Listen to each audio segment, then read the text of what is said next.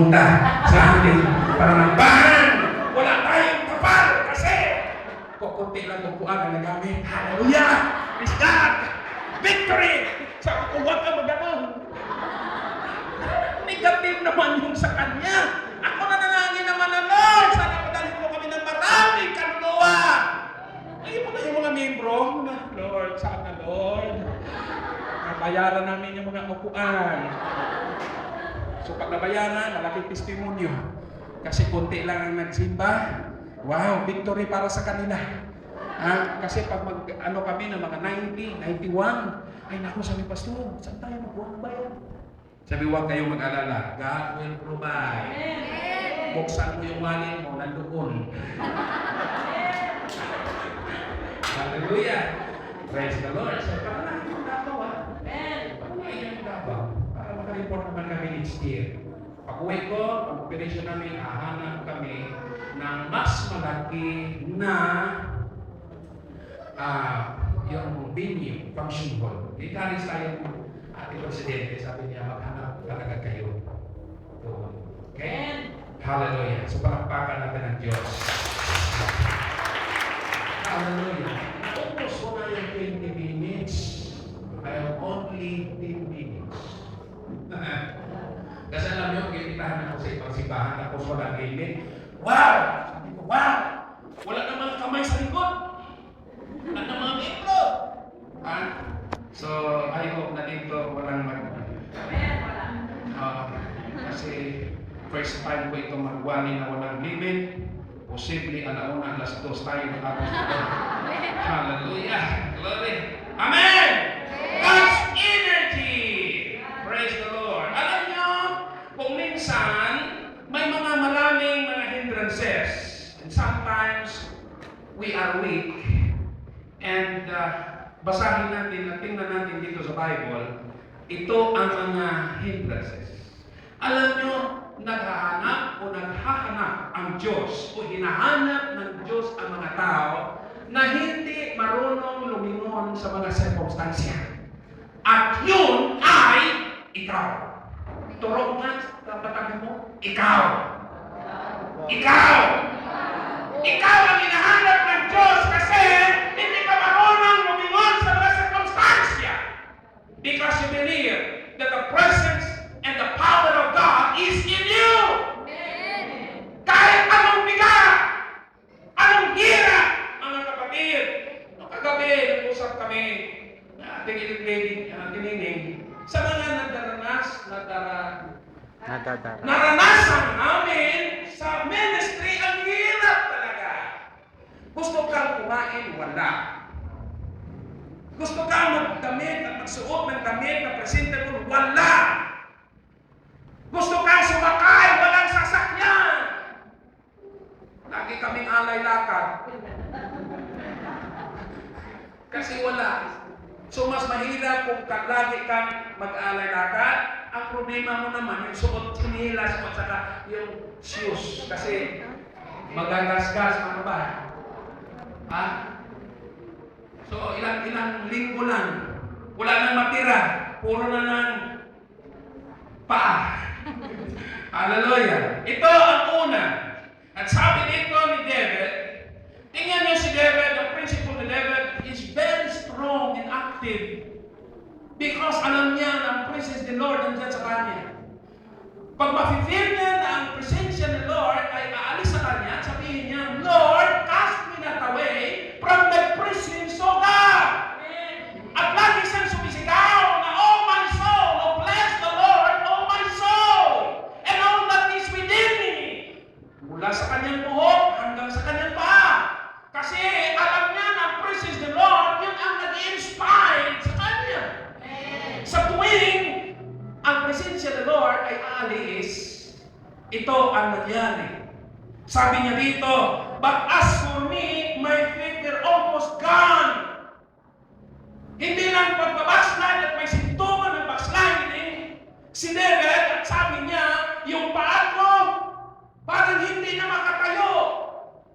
Hindi na makagawa ng kanyang gawain sa paglakad papuntang simbahan, pagluluhod sa kanyang prayer life, pupunta sa kanyang mga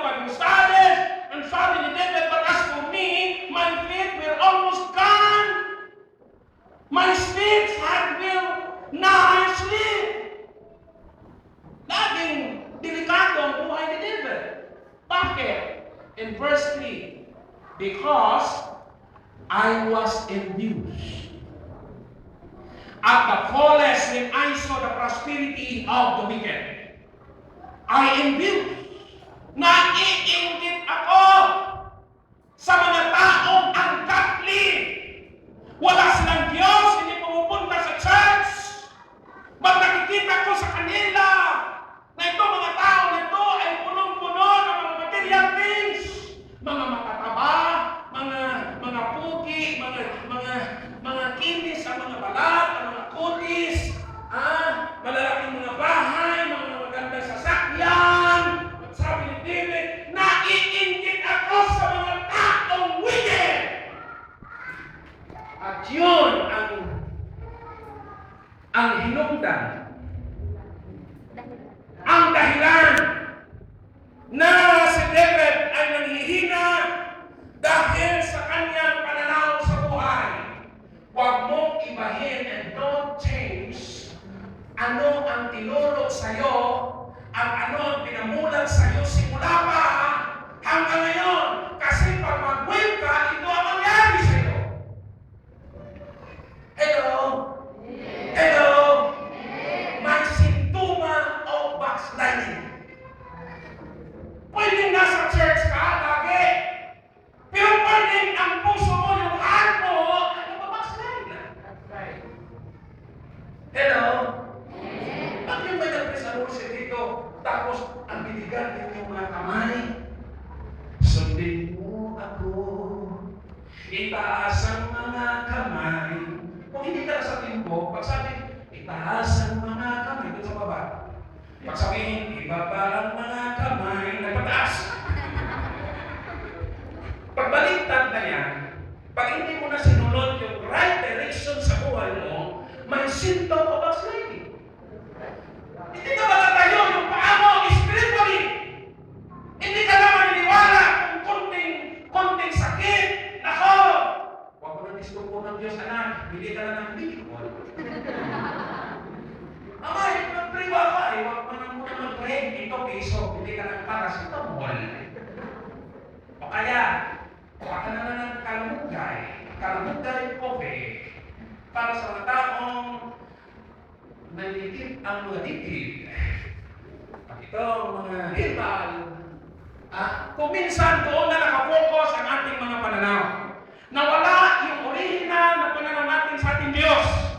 Doon sa nakikita natin kapangyarihan na kayang-kaya ng Diyos na subalin lahat na ating mga problema.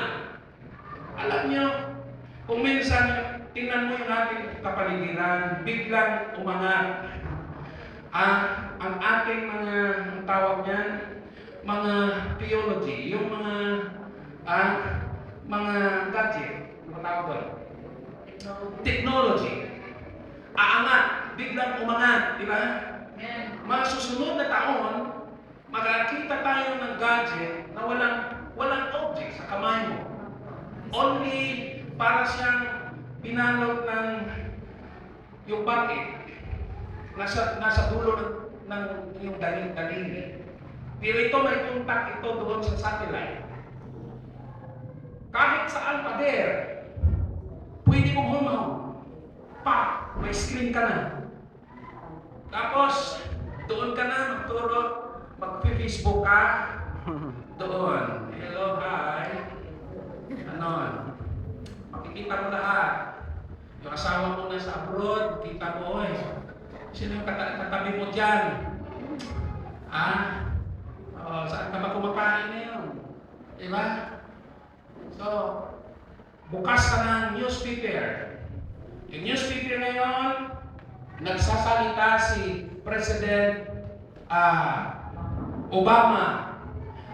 Yung picture na nandyan, yung kanyang speech dito, pwede siya kunan mo at yung picture na yun ay magsasalita. Gagalaw yun. Hello. This is my first governance in the United States of America. Tapos yung sinasabi niya, yun din na nakasulat. Grabe. Darating ang panahon na gano'n ang mamayari sa ating mundo. Kamusta ang iyong spiritual life? Aangat ba? Hahabulin niya ba ang pag-angat sa sanlibutan? O mananatili ka sa iyong katayuan bilang Kristiyano?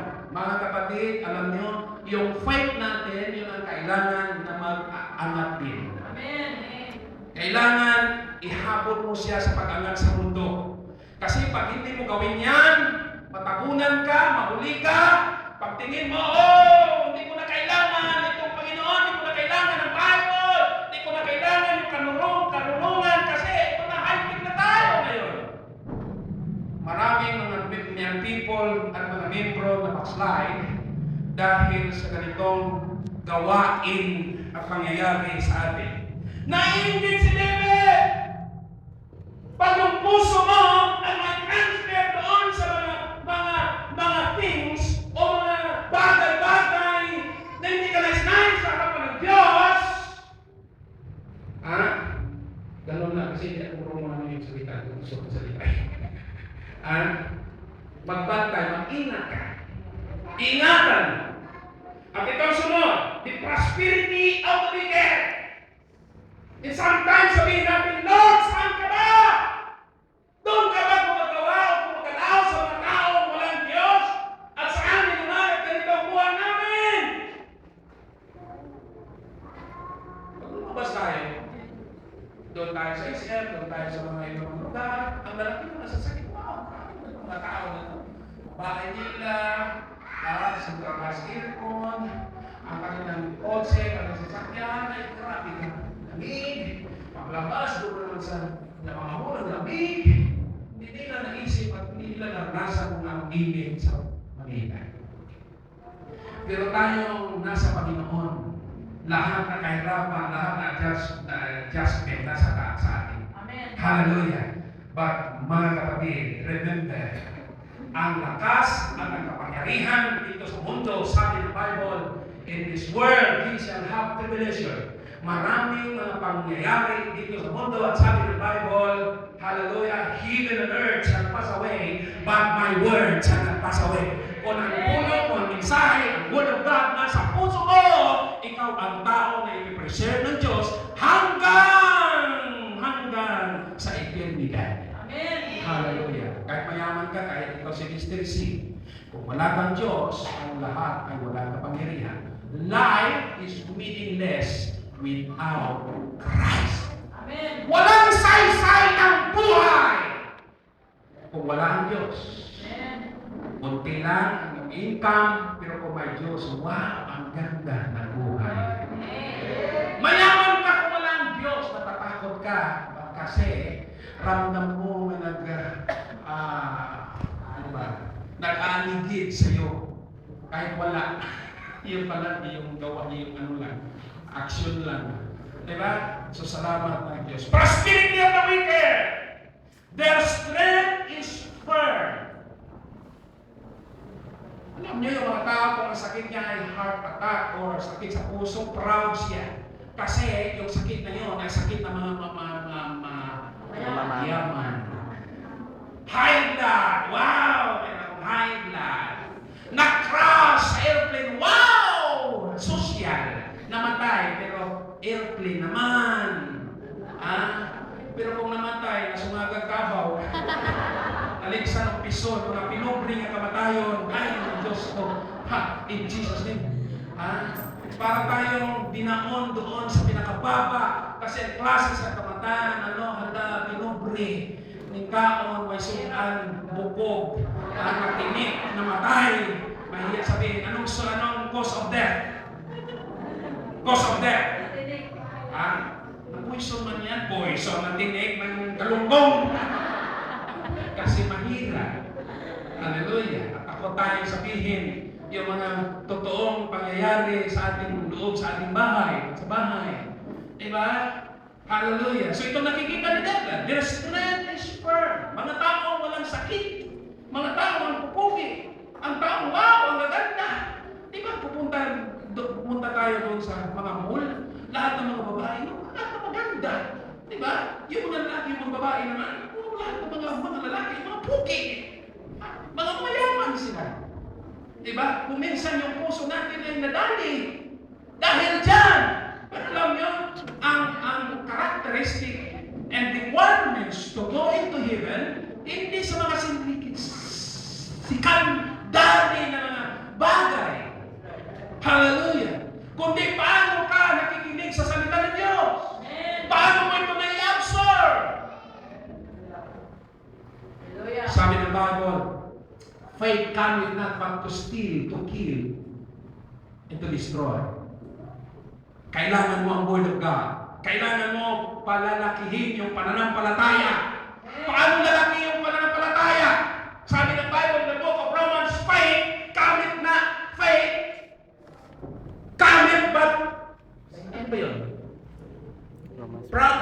Book of Romans, chapter 10, basahin na natin.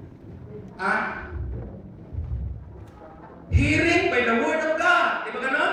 Amen. Kung wala kang hearing, hindi ka nakikinig, eh nako, problema yan. Kasi lalago ang iyong pananampalataya through hearing. Di ba? Through hearing. Sabihin mo sa iyong kapatid, hearing. In verse 17, so then faith cometh by hearing. Kailangan mong may marinig. Di ba? And hearing by the word of Mary. Ganun ba? Word of video key. But hearing of the word of God. So kung marami kang time na pupunta sa church, yung pananampalataya mo ay biglang aangat. Amen. Pero kung sige at lang bumaba, iyon ay kulang ka ng healing. Yung healing mo ay lagi lang madaling araw. Brad, ano bang healing? Anong may healing ba dyan? Numero, lasto, ano ba yun sa loto, healing ng numero. Ang sabi ng Diyos, hearing of the word of God. Palakpakan natin ng Diyos. Yes, God is God. Yung nga kung minsan mga young people, gusto nilang subukan ang ginagawa ng mga wicked people. Kasi naiingit sila. Ang ganda palang postura kung magpagtanong tayo ng during sigma. Ang kurma mo dahil. Ang sarap para kung may mga aritis yung mga lalaki. Totoong lalaki. Ang galing pala kung ganito ang gawin. Medyo may sigarilyo konti, inom-inom konti, para ma-prove na talagang lalaki.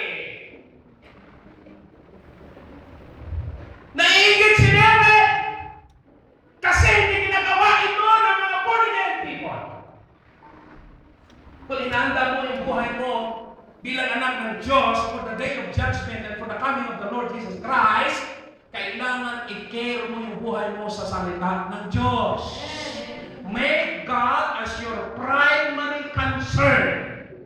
Hallelujah. Wala nang iba. Dito nakatuon sa Bible, sa Word of God, ang lahat ng ating pananampalataya. Ito ang source ng ating pananampalataya at ng power at ng anointing ng Lord. In verse 16, when I thought to know this, it was too painful for me. Ang hirap i-adjust, ang sakit. Walang ulam ang nakadisplay dyan, dinuguan lang. Sarap. Yun yung Sunday school namin dati doon sa Bawa. Yan ang Sunday school na huwag kainin yung mga dugo. Sabi ng isang babae, matagal naman yun sa pananampalataya, pero na-stand na siya. Sabi niya, saan kaya nagugulo ng baboy? Lalo na kung baka. Masustansya. Sabi niya. Kasi yung pala, yung ulam niya from morning to evening, tinamaan. At yung nalaman ko, sabi ko, ang lahat na kumakain ng dugo ay hindi makaiwas sa mga problema. Sumasakit lagi ang yung ulot tiyan, posible kumain ka. Hindi kasi lagi sumakit yung tiyan niya. Hindi ko naman pagsabihan sa sabi ko. Ang lahat ng mga problema na almost 20 years wala katubagan, kalutasan, yun ay posible gumagawa ng ayaw ng Diyos. Mga bagay na ayaw ng Diyos.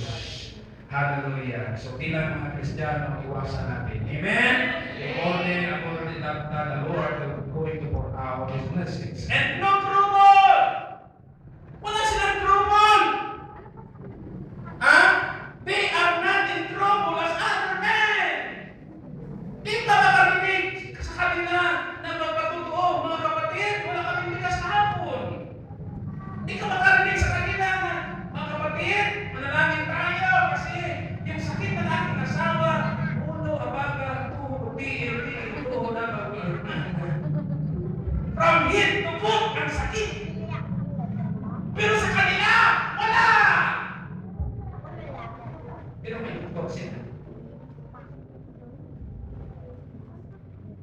Walang trouble! Wala silang mga problema! Bakit ito, sabi ng Lord, hallelujah, kay David, at sabi ni David, when I got to know this, and it was too painful for me, masakit para sa akin. But until I went into the sanctuary, nung na-convert ako bilang born again, nung ako ay nag-faithful sa pananampalataya, nung ako ay nag-umpisa nagbibigay ng aking kampo, nung ako nag-umpisa natuto ng manalangin, sabi ng Biblia, dito sa verse 17, until I went into the sanctuary, surely, then I understood. Hallelujah. Saka pa ni David na intindihan, hallelujah, ang lahat na pangyayari, lahat na ginawa ng mga tao, lahat ng mga wicked people, saan sila patungo? Hindi mo talaga maintindihan pa pala si Kristo kung walang presensya ni Lord. Akala mo okay lang. Gusto ko, happy ka. Hindi naman lahat yata happy yung tao. Pag may manok ka sa kamay mo, gusto ko, happy ka sa manok mo. Ganun ba? Nakahawa ka sa sigarilyo, gusto ko, happy ka. Sige, gawin mo. Doon ka sa inuman. Gusto ko, happy ka. Alam niyo sino lang gustong painumin ng mga excuse me, ng mga hard liquor sa Bible, nasa Book of Proverbs. Kasi doon sa Book of Genesis, si Melchizedek, pinakain niya si Abraham ng bread and wine. Kasi yung bread, yun ang pagkain na ibigay sa mga taong nanampalataya. That is the Word of God. Yung wine, doon, hindi talaga literal na wine. Kundi, inumin mo itong wine, tapos kang kumain, na ang Word of God ay iput sa iyong puso na may joy, may happy ka sa Word of God. Hallelujah. So pagkakain ka, makinig ka na salita ng Diyos, yung importante, happy ka. Amen. Hello. Happy ka ba sa pakinig sa salita ng Diyos? Amen. Kasi kung wala, maloris ka. Tingnan mo yung mga tao kumakain diyan sa misa. Yung iba na gano'n. Ang sarap, may kare-kare, may lechon, chicken joy. Ay, hindi ako happy. Kahit yan ang lahat na pagkain, hindi ako happy. Kailangan happy ka pag kumain ka. Amen? So pag pakinig sa salita ng Diyos, habang ka kumakain, kailangan happy ka. Amen? So yung mga taong malapit na mamatay, spiritually, kailangan kakain siya ng mapagkain na may joy sa kanyang puso. Amen? Hallelujah! Palakpakan natin ang Diyos. It was too painful for me, and I went into the sanctuary of God. Then I understood ano mangyayari sa mga tao ito. Hallelujah! So alam natin na ang salita ng Diyos, and that is the bread, and that is the strength of the life of every Christian. Amen. Amen? So kailangan mo marami kang salita ng Diyos. Marami kang mensahe. Dahil itong salita ng Diyos, ito ang magagayad sa atin. Hallelujah! Kasi tinatawag ito counsel. Ito ay counsel.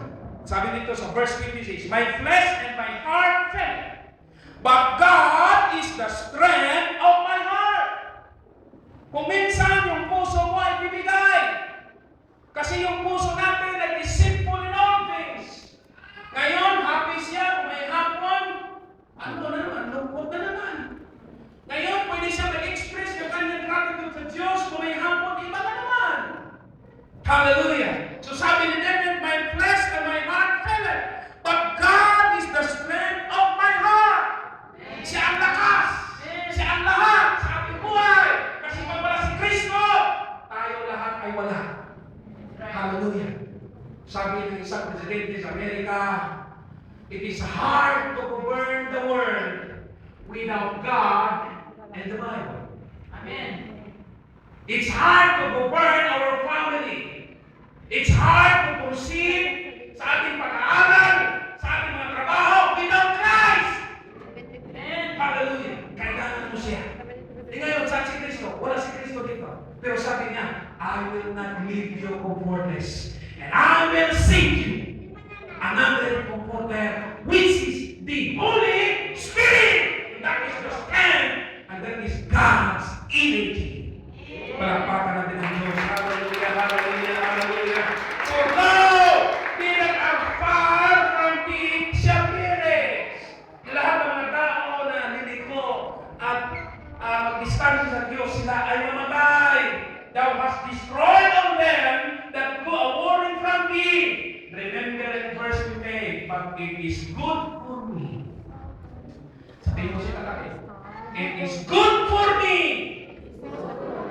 to draw near to God. Mas mabuti sa ating lahat na lumapit lagi sa ating Diyos. And I have put my trust in the Lord, that I may be able to declare all thy works. This is a reality in our lives today. Without Christ, without the anointing, without the presence of God, walang saysay ang pagsisilbi sa Diyos. Para kang inutosan na pumili ng asin na walang kakanagkana, umalis ka na yung bunganga mo ay nakabunganga at talagang may kapoy, hindi mo nagustuhan. But kung yan ang presensya ni Lord, kahit sino humaglag sa iyo, kahit sino anong klaseng problema nasa sa iyo, kahit anong sakit nasa sa iyo, hindi sila makapigil dahil yung presensya ng Lord ay nasa sa iyo.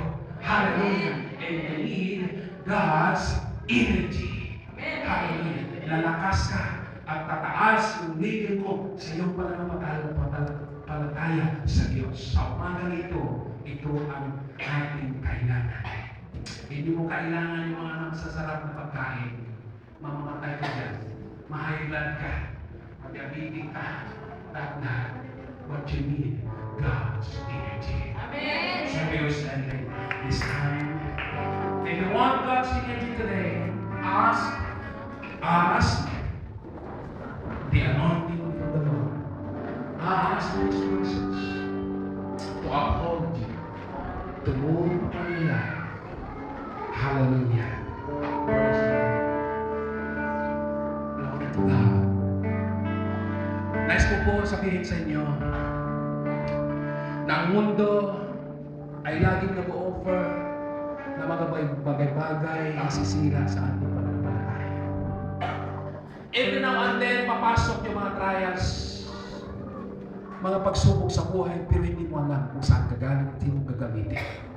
Kung minsan mismo ang iyong sarili, kung minsan yung income mo, yung trabaho mo, kung minsan yung pamilya mo, kung wala ang God's energy sa iyo, pwede kang mawala sa iyong pananampalataya. Ang sabi ng Diyos, He that endureth unto the end shall be saved. Along your way, maraming pagsubok na darating. Ulitin ko, hinahanap ng Diyos ang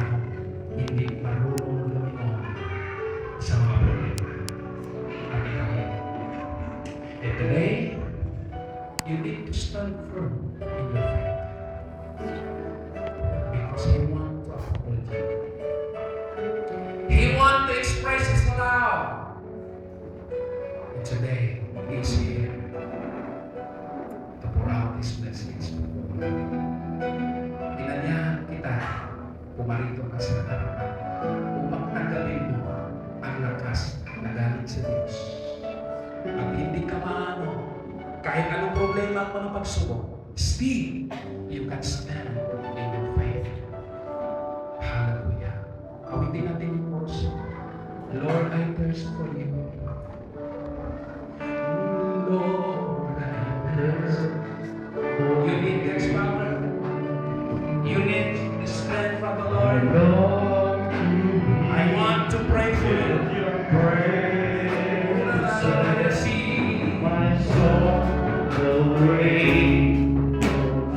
Ask the presence, ask the strength from the Lord. Hindi mo kaya! Hindi mo kaya! You need God's energy!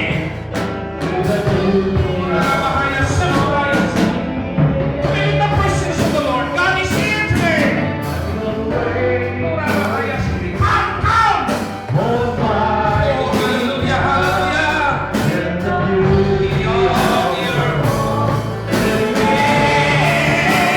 Manalangin ka sa Diyos. Buksan mo ang puso mo. Hallelujah! And receive! And receive! And receive! Hallelujah! Receive the word of the Lord. And He wants to pour out His blessings today. Hallelujah! Tatanggapin mo ang biyayang espiritual sa umaga ito. Lalakas na, kapatid! Lalakas na, kapatid! Hallelujah! Receive the energy of the Lord! In the name of Jesus! In the name of Jesus! Pura bahaya sa atin. Buksan mo ang iyong puso. Papasok siya sa umaga ito. Hallelujah! So we raise our hands before the Lord. Glory to God. Itaas mo ang iyong kamay. And ask the favor of the Lord. Pura bahaya sa atin.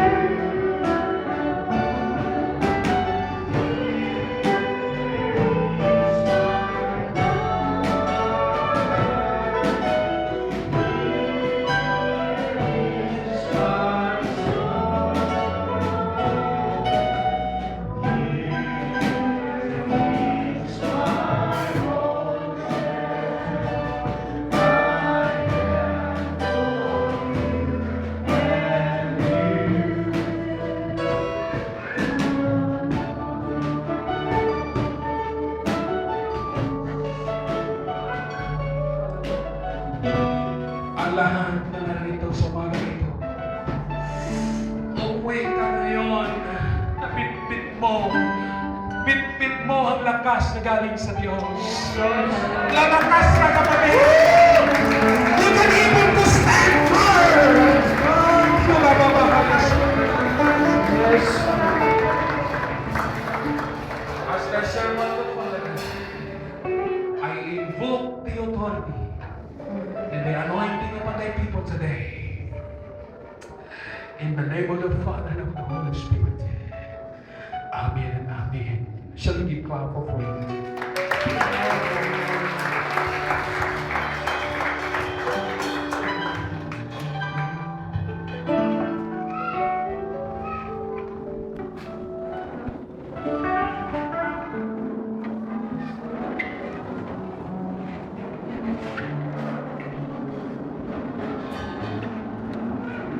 Praise the Lord. Talagang napakasarap ang presensya ng Panginoon. Hallelujah. Praise God. At tayo naman ngayon ay patuloy mananalangin tayo sa closing prayer. Mamayang gabi meron tayong gawain. At after sa closing prayer, hinihiling ko yung lahat ng mga singles na meron lang tayong meeting. Sandali na sa umagang ito for our singles conference para alam niyo rin kung anong pinag-uusapan doon sa Mindanao, sa conference ng mga singles. Praise God. At kung gusto rin sumama sa mga teams, kasi December meron din kayong national conference. So, pwede na rin natin isabay ang teams at saka singles mamaya lang, mga ilang minuto, para meron kayong gagawin suggestions at sabihin ko rin sa inyo kung ano yung mga pinag-uusapan mo. Praise God. Hindi ko kayo mga ito ngayon. Panginoon, maraming salamat na patuloy. Nabusog kami sa iyong presensya, Panginoon. Salamat, Lord, na ginamit mo ang iyong alagad upang matugunan ang aming pangangailangang espiritual. Salamat, O Diyos, na kami po ay mayroong pag-asa sa iyo. Salamat sa spiritual energy, Panginoon, na nagagaling sa iyo, Lord. Kung sa aming buhay, hindi namin kaya ang lahat ng mga pasanin. Lord, salamat sa iyong Santo Espiritu na siya nagbibigay kalakasan, nagbibigay comfort sa bawat isa sa amin, na kaya namin lahat ng mga pagsubok sa buhay. Dahil alam namin, Lord, ikaw ay nandyan. Hindi mo kami iiwan. Lord, you will never leave us nor forsake us. Kaya Panginoon, sa umagang ito, salamat sa iyong mga salita na ito hindi mawawala ng saysay, kundi ito po ay patuloy na magbibigay buhay sa bawat isa sa amin, na ipagpatuloy namin, Panginoon, ano man ang mangyari. Patuloy kami sa aming paglilingkod sa iyo, Diyos. Sa umagang ito, habang kami po ay pauwi sa aming mga tahanan, paspasan mo ang bawat isa sa amin, patuloy mo kami pagpapalain, guide our life, Lord, every steps namin, Panginoon. Salamat, ikaw ang pangunguna nito, God. We give you all the praises and the glory. Hallelujah. Now the grace of God the Father and the love of our Lord Jesus and the communion of the Holy Spirit be with us all. And everybody say, Amen! Palakpakan natin ang aming Panginoon. Ang magandang umaga. Magkamayan po ngayong lahat.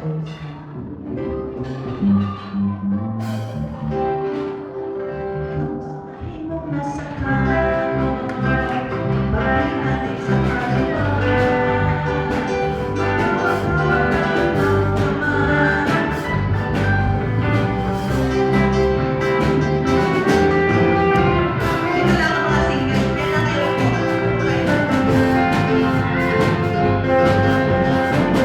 Thank you.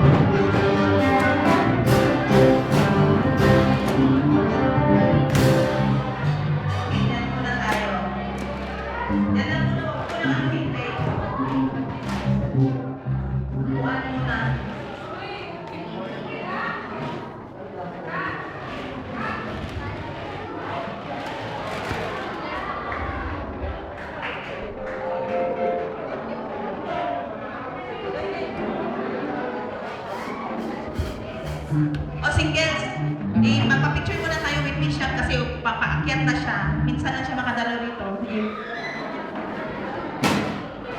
Sige, singles, athletes, hindi kasi kayo yung iba, hindi lang atin na convention. Konti lang yung mga officers na naka-atin. Lahat ng singles, athletes, bilis kayo mag-kakawak